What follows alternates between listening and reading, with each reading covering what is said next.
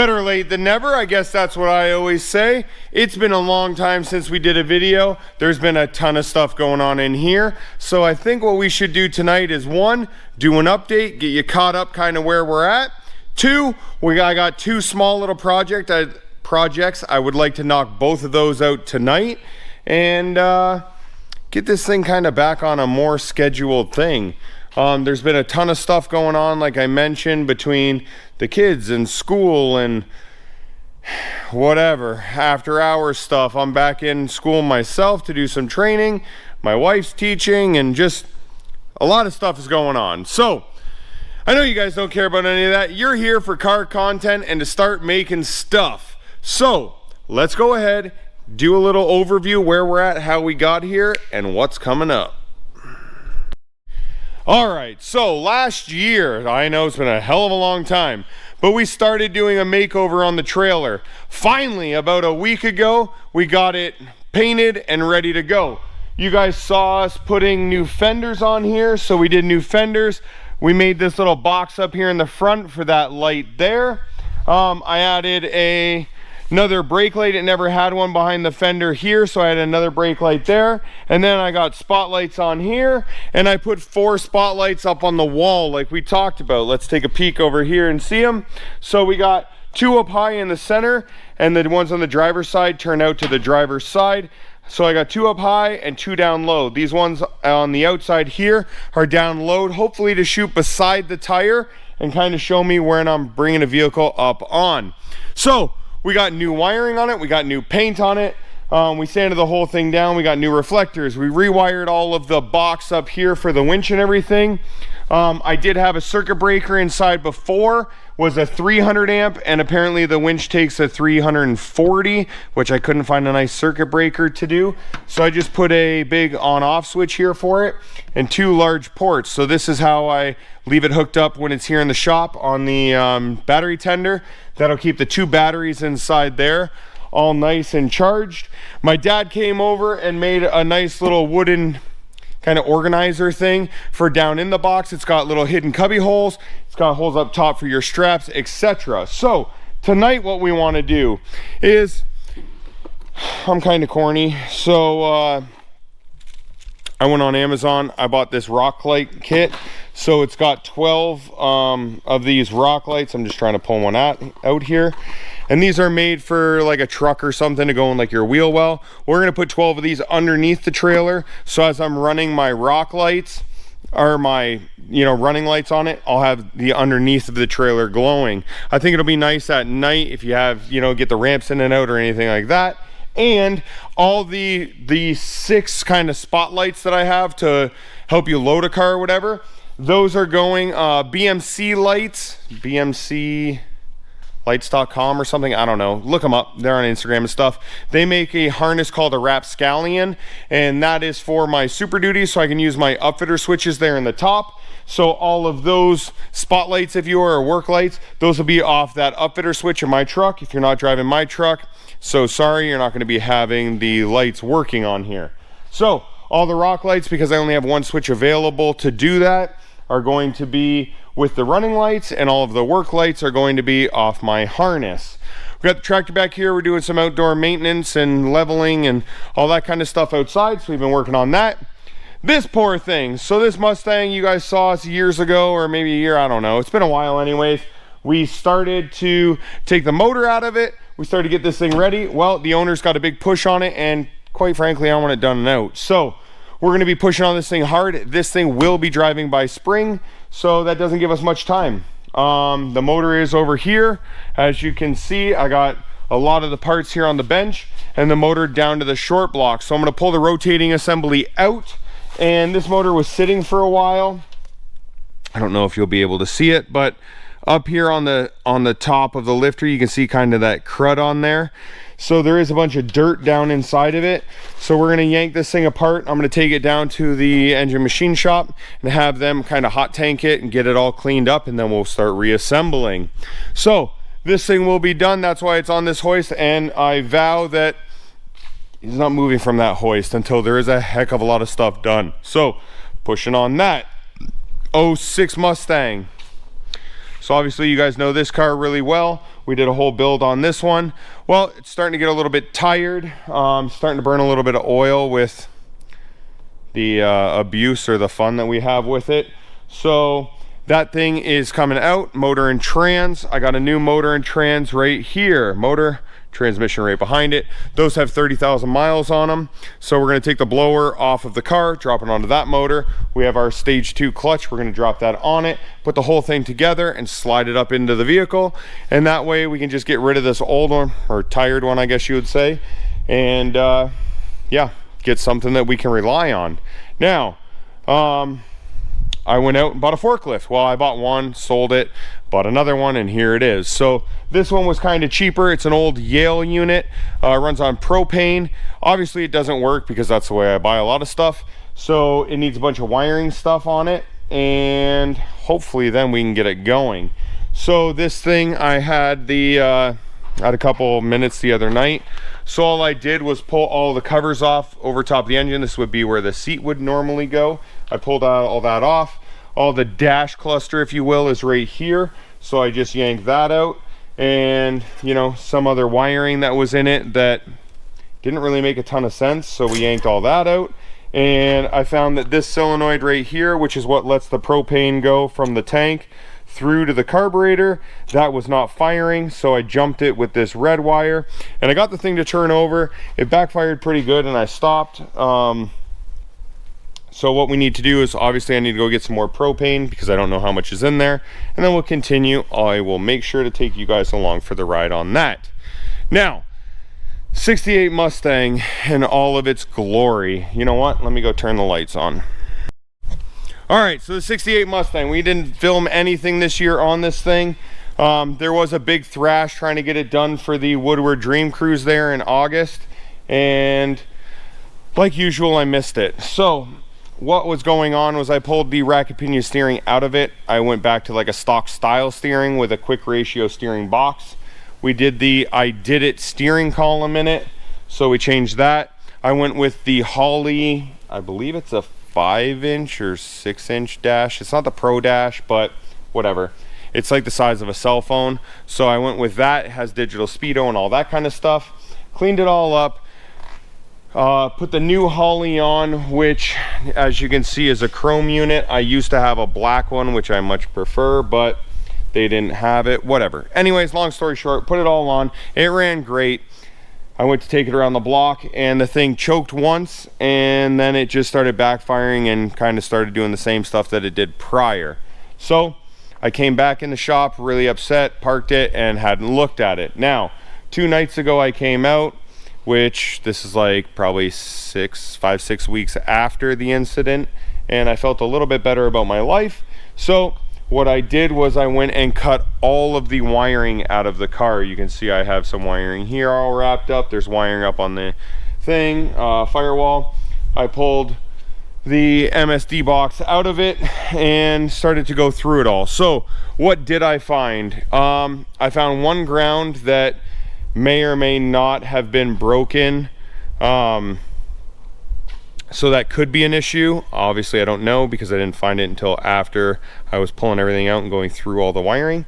And then what I found was the wiring for the system itself. I had it running through a 6 EFI box to fire the coil, and I decided that maybe I should pull all of that and go back to like an MSD doing the timing and the Holley doing just the fuel injection itself.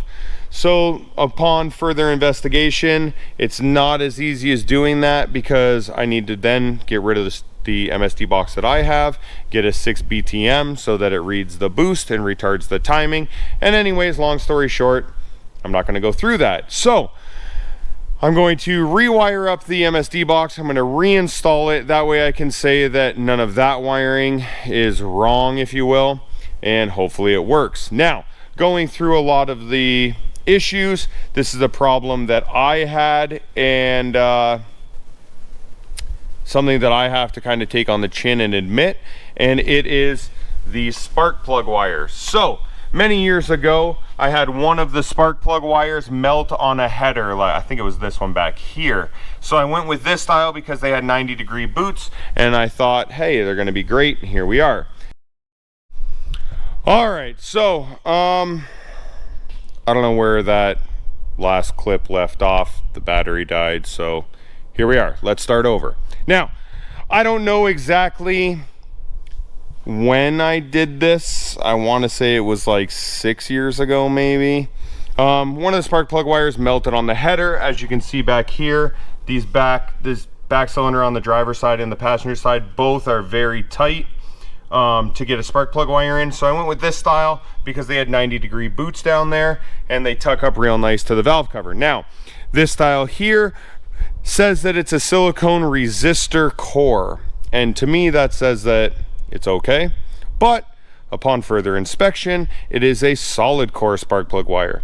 And the problem with a solid core spark plug wire is apparently it creates RF issues, and that is potentially why I was having or have been experiencing the issues I've been experiencing with the Holly.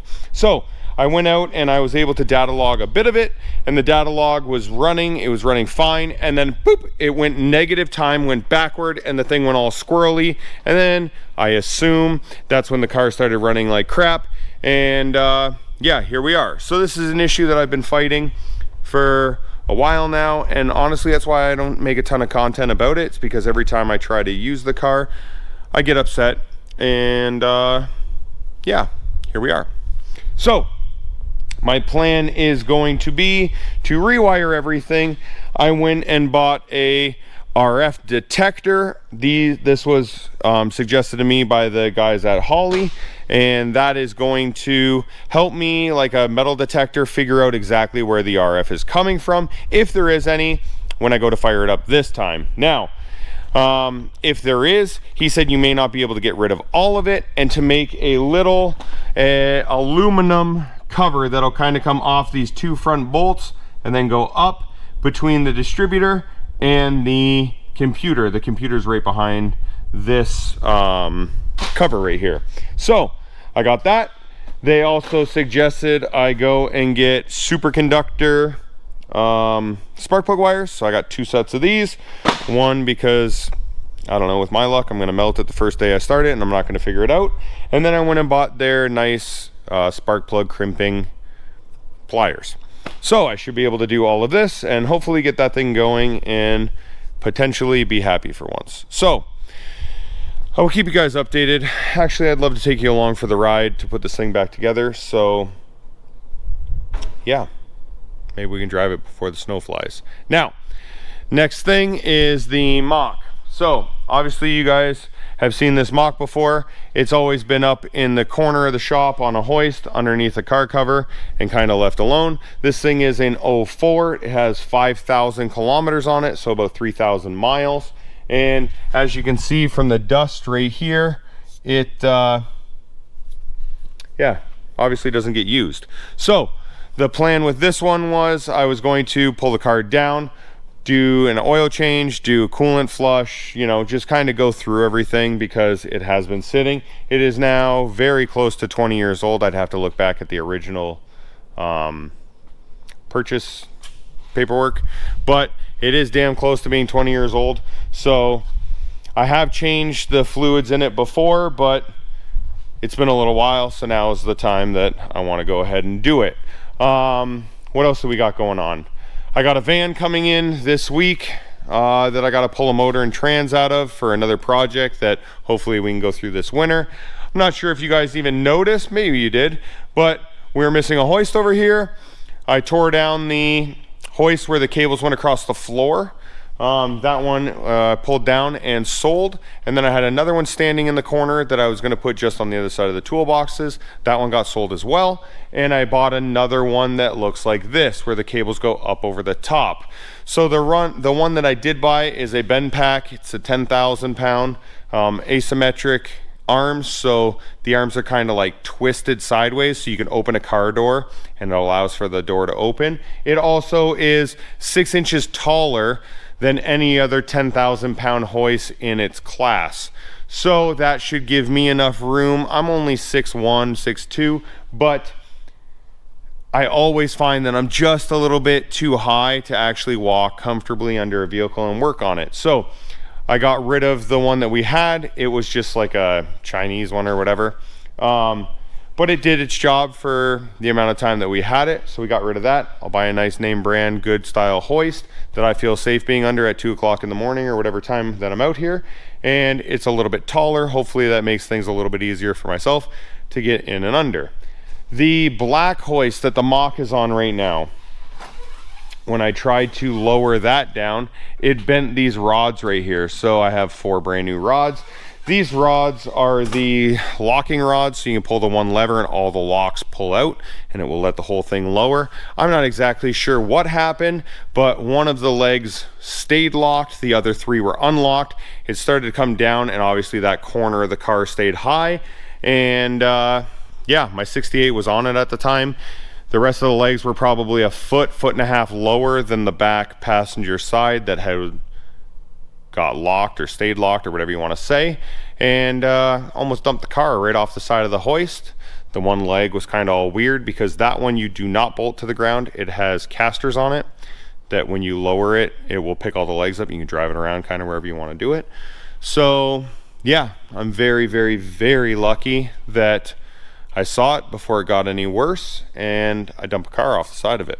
So if you have a hoist like that, make sure you're always watching. I was watching the front of the car and I was looking down the driver's side of the car and everything looked okay, but kind of the height that it was at, I could not see underneath the vehicle any longer to kind of check that back corner. And the only way I knew was looking at that back driver's side leg, and it was kind of tilted in because it was, you know, pulling it under.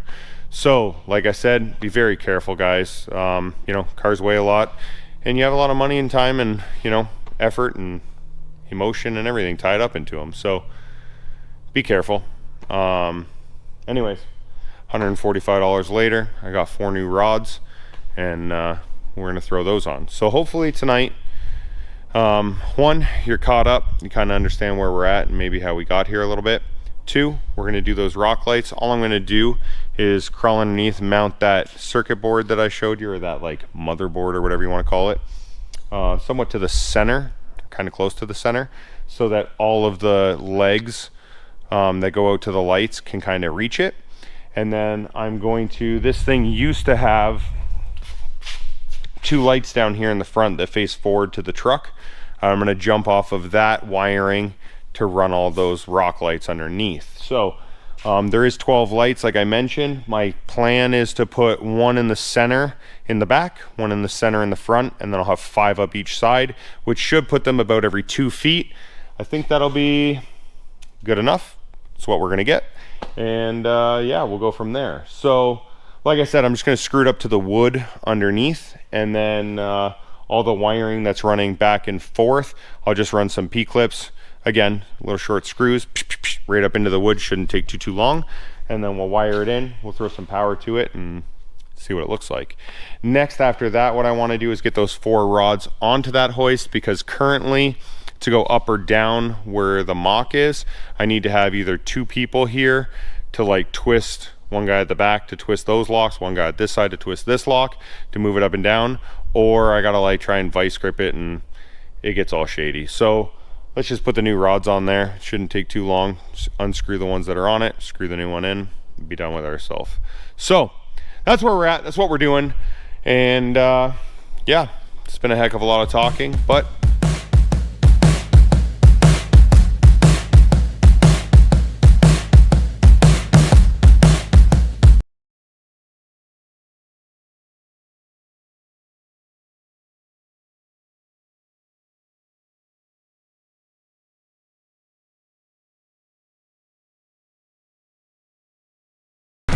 all right, so that took way longer than what I wanted it to, but as you can see, or maybe you can't so much, we have some light projecting down. So what I did do, like I said, was there used to be a light right in front of this one here, just on the front wall facing the front, like toward the truck. Those don't exist anymore because of the wall. I don't care to put them back in. So I wired the under lights to the wiring off of this one here. So when the running lights go on there, it turns on the lights underneath. Now, what I did do was I took some of these cheap plastic, like little P-clips, and this is what I held the wiring up with. I had to put the motherboard or the brain or whatever just in front of the axles right here, and that gave me enough to run everything to the front. The back three, the very back three, I had to extend because I didn't want to kind of jump them down the middle of the trailer. So what I did was I just cut the wiring, put the positive negative on it, and I ran up the side with all the other wiring for all the lights and everything up in front of the wheels, and then I shot across. So if I look underneath, you can see there, that's the wiring. It's just kind of P-clipped up, and yeah, I think it turned out pretty good for the amount of time that I have into it. Now, mind you, it is longer than what I wanted, but yeah, let's take a peek.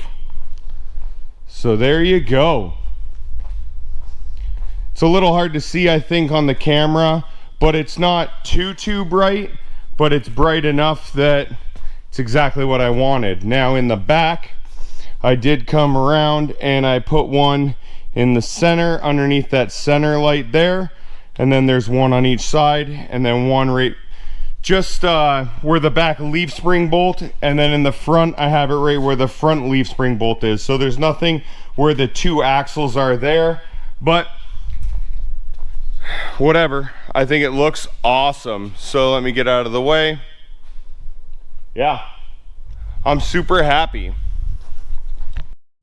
All right, so that's where we're gonna close this thing out. I realized there was a lot of talking up front. You had some time lapse in the middle. I did cut off the time lapse trying to get underneath.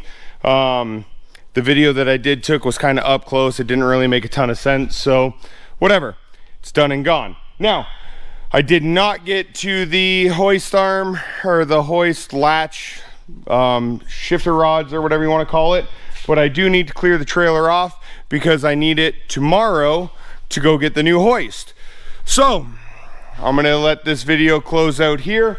I'll clean this thing up, get it ready, so tomorrow all I gotta do is back in with the truck, grab it, and I'm on my way. Things already wired up and ready to go. I do appreciate you guys getting this far in the video. I promise you I will try to make more of a habit of getting out here and getting stuff on film. It's just we've been so busy out here that it's been really hard to try and do this and keep stuff flowing in and out and whatever. So like I said, I'll do better, and yeah, here we are. I guess next video we're going to be doing the shifter rods or the lock rods on the hoist, and we got that awesome King Ranch coming back for a wicked new upgrade. So yeah, I guess that's it. Make sure you get out in your shop, do some stuff, and throw me something in the comments saying that you do enjoy the video, you don't, or it's good to see you back. Maybe that'll encourage me to do some more of it. All right, anywho, take it easy, get out in your shop, and see ya. Now get out of here, you filthy animal.